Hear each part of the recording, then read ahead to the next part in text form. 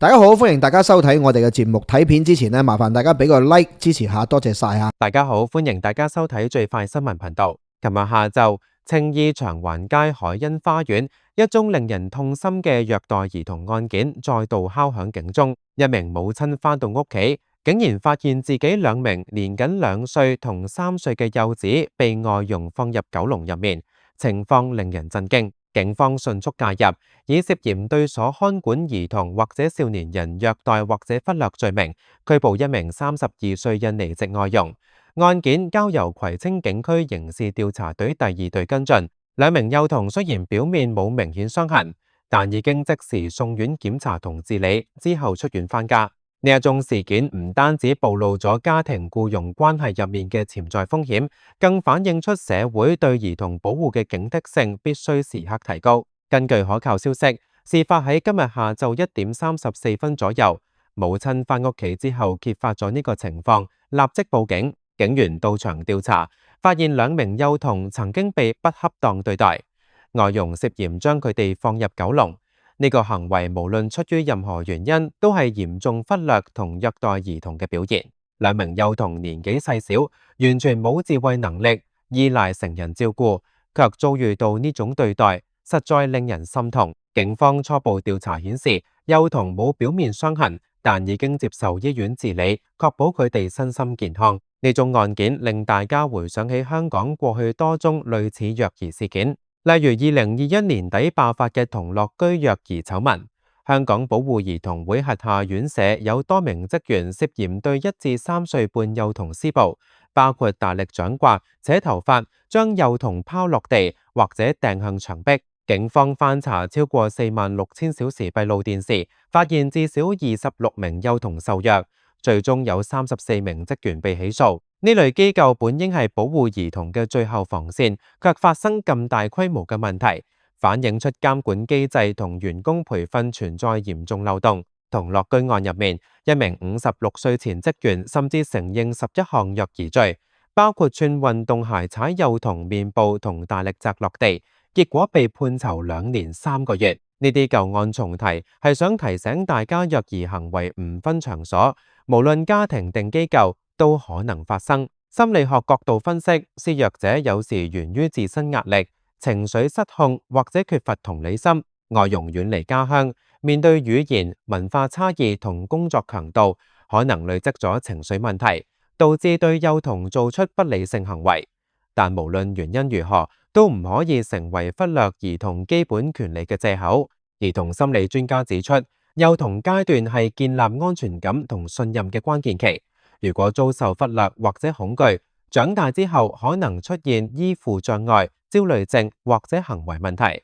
呢宗青衣案件當中，幼童被放入狗籠，相當於被剝奪自由同尊嚴，心理創傷可能持續多年。家長同僱主必須留意外傭嘅情緒狀態，定期溝通，避免問題積壓爆發。香港法例對虐兒行為有清晰規定，根據《侵害人身罪條例》第27條，任何超過16歲人士，如果對唔夠16歲兒童負有管養、看管或者照顧責任，而故意襲擊、虐待、忽略、拋棄或者遺棄該兒童，導致不必要苦楚或者健康損害，可被判監禁10年。呢一宗案件中，外傭持有香港身份證，屬於負有照顧責任人士，行為已經觸犯法例。政府近年推動強制舉報虐待兒童條例，預計2026年1月20號生效，要求醫護、教育同社福等25類專業人士發現嚴重虐兒個案必須舉報，否則面臨罰款同監禁。呢項條例係保護兒童嘅重要一步，鼓勵全社會提高警覺。類似案件唔止一宗。2018年，一名5歲女童遭親生、父親同繼母長期虐待致死，身上有多處傷痕，揭露家庭暴力嘅黑暗面。2019年，亦都有一名女嬰遭母親有人忽略致死。呢啲慘劇顯示，虐兒問題唔單止係外傭或者機構員工，親生父母都可能係施虐者。社會福利署保護兒童資料系統顯示，由2020年至2023年，虐兒個案由940宗上升至1457宗，升幅超過50%，其中身體虐待佔45%。呢個趨勢令人憂慮，反映出疫情之後家庭壓力增加、經濟困難同育兒知識不足等等嘅因素。作為最快新聞頻道，我哋希望透過呢宗事件，呼籲大家重視兒童權利。家長僱用外傭嗰陣，應該選擇有經驗同情緒穩定嘅人士，並簽訂清晰合約，列明照顧要求同禁止行為，同時定期檢查家居環境，例如狗籠、鎖具等等嘅物品，確保唔會被用作不當用途。社區鄰里亦都要擔當眼睛，如果發現幼童有異常兇喊、畏縮或者傷痕，應該勇於舉報。防止虐待兒童會同社會福利署熱線提供支援，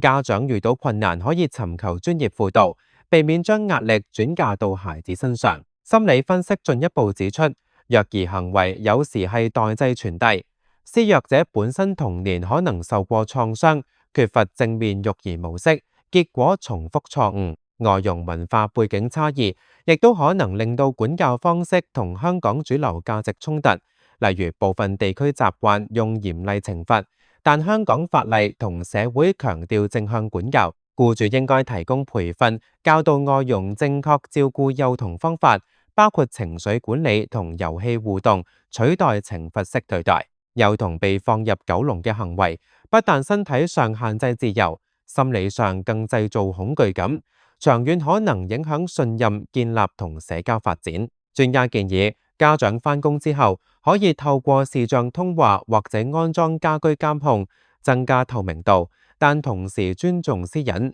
回顧香港兒童保護進展，政府設立社區親子中心，以遊戲為本促進親子關係，又增加緊急留宿宿位，幫助高危家庭。強制舉報條例實施之後，預計更多隱藏個案會被發現及早介入。但單靠法例唔夠，社會需要培養同理心文化。學校可以加入兒童權利教育，教導小朋友識別唔適當對待，並且鼓勵求助。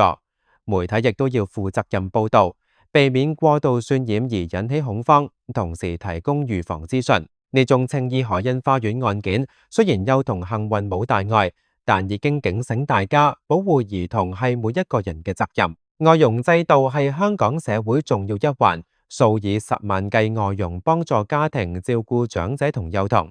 但部分個案顯示僱傭關係入面存在權力不平衡，僱主應該視外傭為家庭一份子，提供合理休息時間同生活空間，減少孤立感同壓力。同時，外傭亦都要明白本地法例同文化，遵守職業道德。勞工處同入境處有指引，僱主同外傭都應該熟讀，避免誤解。呢宗事件之後，相信當局會加強巡查同教育，確保類似悲劇唔會重演。從更廣闊角度，虐兒問題同香港低生育率、人口老化有關。年輕父母工作壓力大，依賴外傭照顧孩子，卻忽略監督。疫情期間，家居隔離令家庭衝突增加，虐兒個案亦都隨之上升。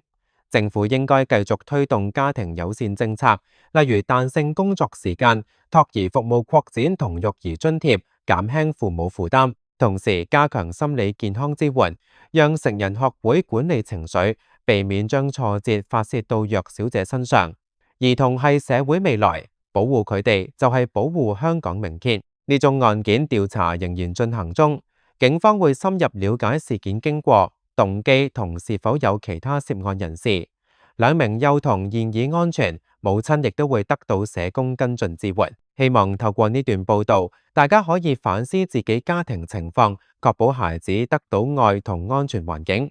最快新聞頻道會繼續跟進最新發展，為觀眾提供第一手可靠資訊。各位觀眾，呢段新聞為你報道到呢度，我哋下次再見。嗱，最後咧要提一提大家啦，見到片尾咧有幾格嘅畫面啦，呢啲咧都係屬於我哋其他嘅影片，有其他唔同嘅題材，咁啊大家不妨可以 click 入去睇下啦，多啲選擇或者 share 俾唔同嘅朋友。多謝你哋嘅支持，係咁先，拜拜。